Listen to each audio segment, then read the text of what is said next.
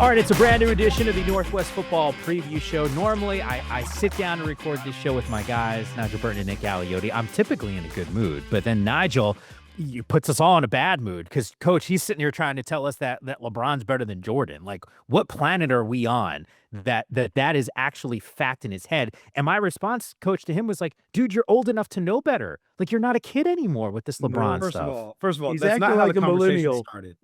It's not how the conversation started. We were talking about Shohan. We were talking about Ohtani being the greatest baseball player of all time. And you decided to try to like kick a hornet's nest and say, yeah, just like Jordan. And I'm like, no, that's not the same, because I can make an argument that LeBron's a better player. And then you wanted to pick a fight. We're here to talk about Pac-12 football. We're here to talk about Oregon State. We're here to talk about Washington State, Oregon. Stop trying to listen. Your job is to keep the show on the rails. Yeah, okay? you're right. I'm trying to take us off the rails, Mike. No. Let's go. To be fair, like our government, he's filibustering. Seriously, because he knows better. He knows better. And by the way, Coach, you were the one who brought up the Jordan reference, and it wasn't me. So no, I did bring it up. I felt good about it. I mean, there's no question in my mind who the better basketball player of all time is. But you know, Nigel, he's a millennial. He's a younger guy, and all those guys, that's all they know. So first of all, I'm not a millennial. I just have a good skincare routine. So every now and again, I look like one. If it wasn't for a hairline, I think I could pass. And we learned last week using Ozempic. So look, all things are right in the world. But you did say it best. We are supposed to be talking a little Pac-12 football here, which we will get to. And we finally got a game. Let's go. Conference matchup: Washington State and Oregon State. I don't want to call like. Is it a rivalry? Is it not a rivalry? However you want to describe this. This is what I do know. This feels like two teams going in opposite directions. However, it's a positive sign. Bees were able to figure it out after a coaching change. It does feel like Washington State gets not only the victory, and Naj, you were there for this one, but it feels good watching this team too, especially even after these losses, these back-to-back losses that they had suffered against top 25 opponents on the road, on the other side of the country. Like, I think there's some positive strides. Naj, what did you see when you were on the sidelines for this one? I mean, it was a pretty dominant performance. I mean, this team is doing what you want your football team to do throughout a season. It gets better every single week, right? When you go back to the Ole Miss game, you go back to their game on the road at Virginia, there were still these moments where we knew we had an improved football team, no question. But there were these moments where they got in their own ways still. There were these moments in the red zone where they weren't able, to execute in the way that they needed to be able to win the game. That did not happen against Toledo, right? And they've continued to be a team that doesn't make communication mistakes. They have pretty much eradicated the preventable penalties, the kind of dumb mistakes that we see from average and bad football teams. There are some things they still need to improve upon. But to me, when you watch, they were able to control the line of scrimmage. They made big plays. They were creative on offense. They didn't have big mistakes. They stuffed a run game that was pretty strong for Toledo, and they were able to run the ball against the Toledo defense that hadn't given up run yards to anybody throughout the season. So it was a great performance heading into this game against Oregon State. And listen, I'm gonna throw in a little extra. Last year, it was a Washington State team that we were talking about for a playoff appearance until they stubbed their toe against New Mexico. We're talking about an Oregon State team leading into that game that was absolutely reeling, and Oregon State beat Washington State. So I'm not sure that this isn't a similar scenario. Team going one direction, another team going another, but the team going in not necessarily the direction you want has a bye, and they're at home. And last year, that stadium was absolutely rocking for this particular matchup. I think Washington State, I say the same thing almost every week, which is kind of boring unless they're just listening for the first time. But Washington State, to me, is a team that's improving. I love the way they play defense. I thought they played a great game against Toledo. Toledo had been scoring 32 points a game or something in that neighborhood, and they shut them down.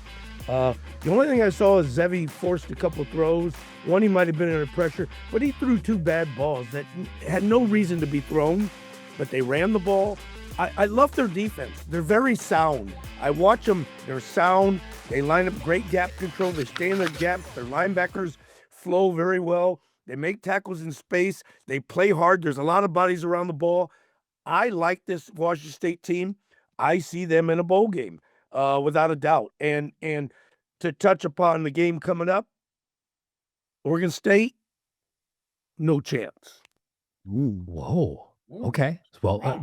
we're stealing what's going to happen a little bit later in the show. I'm not Oh, going to yeah. tease game picks because I know which Oh. way coach is going. So, Nige, don't give me your answer on this just yet. But I think what's interesting, and Nige, because you had a front row seat for it, I think one of those throws, if I'm not mistaken, I watch so much darn college football and then NFL football and now NBA as well, that sometimes these plays sort of jumble here. If I'm not mistaken, one of those throws was late in the first half, and it looked like he was just trying to just kind of get things going and light up Toledo here. This is a balanced team. I mean, the metrics will tell you one of the more complete teams in the MAC. But Nige, what did you make of some of those throws that maybe got airmailed and should attempt? I talked to some guys who played quarterback and watched that game.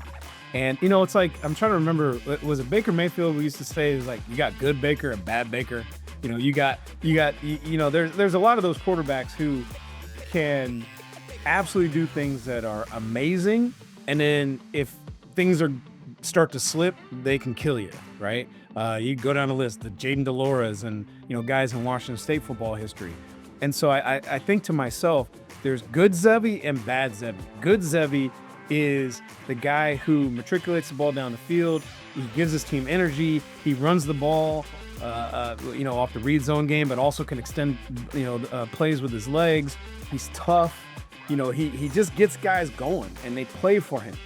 Then there's bad Zevi, and bad Zevi can kill you, right? And bad Zevi had not just two, I think there were about 3 or 4 of those throws where he was just chucking stuff up into coverage with guys who hadn't proven that they can win a lot of 50-50 balls, and he was underthrowing them and some other things. In this game on the road in Corvallis, those are the plays that gets a team that's kind of on their heels back into games. Those are the plays that you can look back on and be like, wait, how did this happen?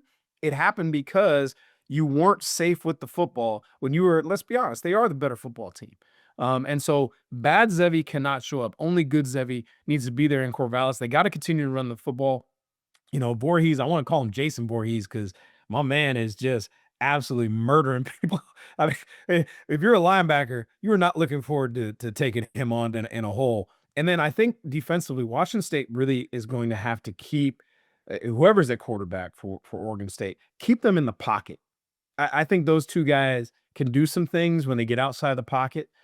In particular, when you're talking about Johnson, if they keep him in the pocket and their rush lane integrity, I think that would bode well for Washington State. I'm still looking up eradicate and matriculate in the thesaurus to figure out what those words mean, but those are good college words, Nigel. Yeah, well, I like them. But yeah. No, I was just going to say, simplify this for me then. Like, this game comes down to what? Because the reality is you like Washington State in this game, and you've seen some weird stuff happen in the Pac-12. Like, this is not a foreign concept where, at least on paper, it does feel one-sided. So what does it come down to? Well, I'm going to start with vindicate.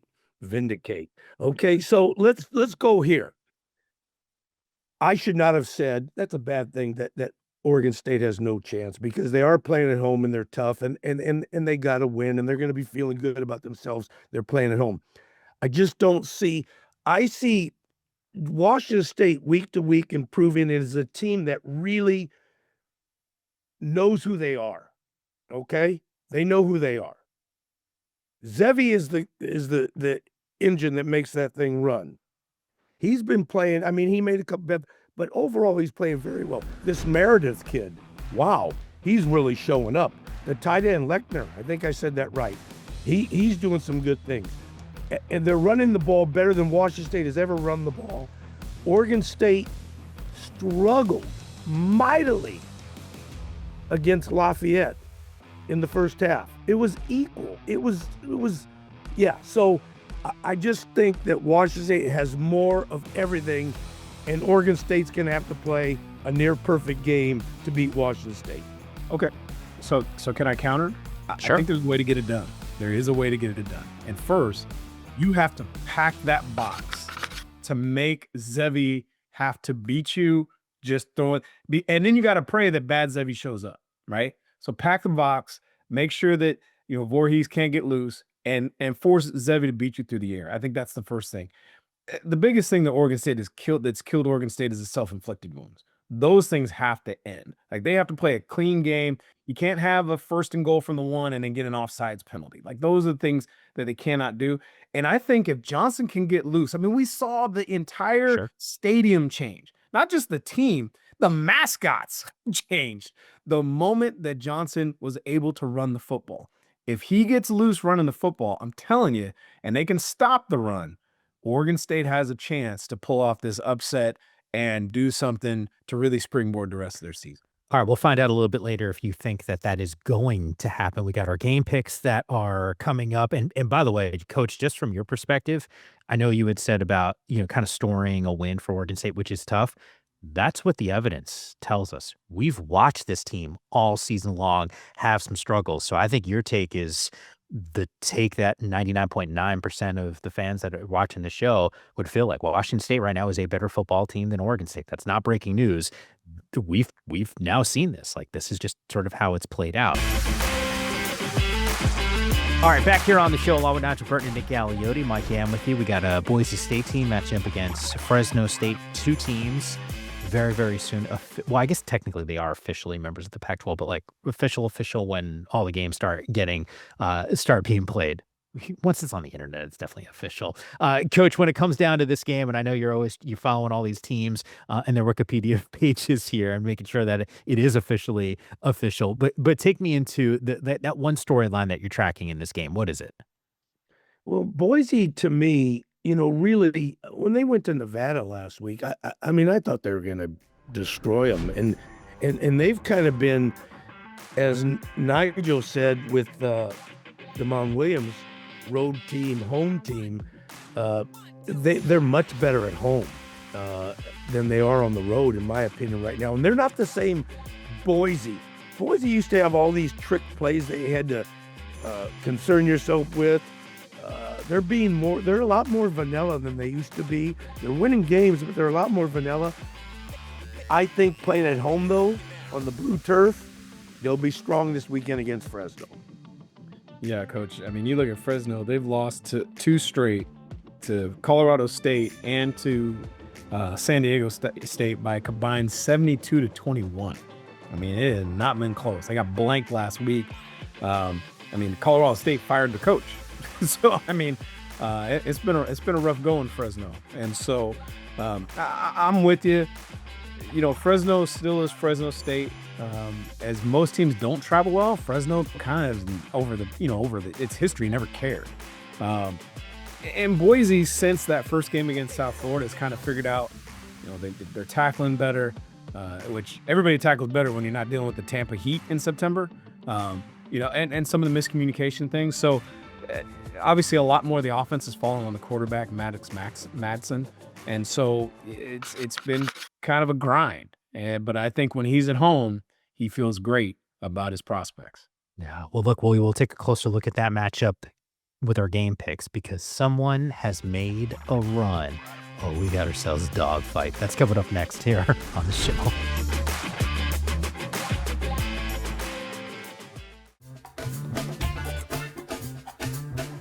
All right, back here on the Northwest Football Preview Show. Here we go. Coach Aliotti, 3-1 last week. We got ourselves a tie, 16 wins apiece. Nigel, you were 1-3 last week. Both you guys sitting at 16 wins. I'm still trying to figure out what the extra loss is for Coach Aliotti. I think there was like one of those 2-for-1 specials. No, he got an extra win. He gave himself 2 points.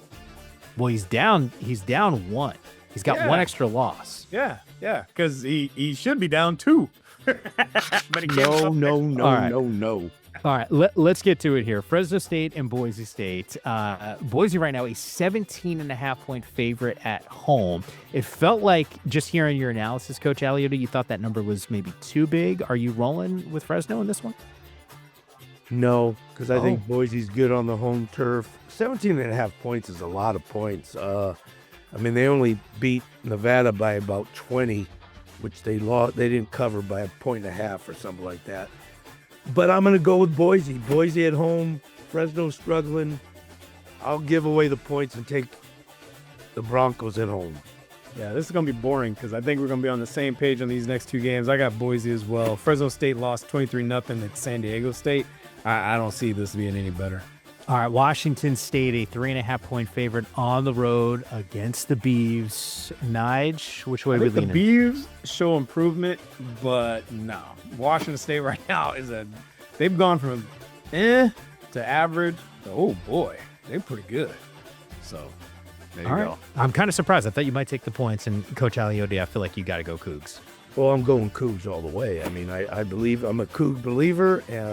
I have nothing against the Beavers, but I think I take the Cougs. Yeah, I know you kind of felt like that. This was potentially a dominating performance that we could see from Washington State. 3.5. It clearly not big enough of a line for you. All right, looking forward to next week's show. Everyone enjoy a Pac-12 showdown. For Nigel Burton and Nick Aliotti, I'm Mike Yam. Thanks again for watching.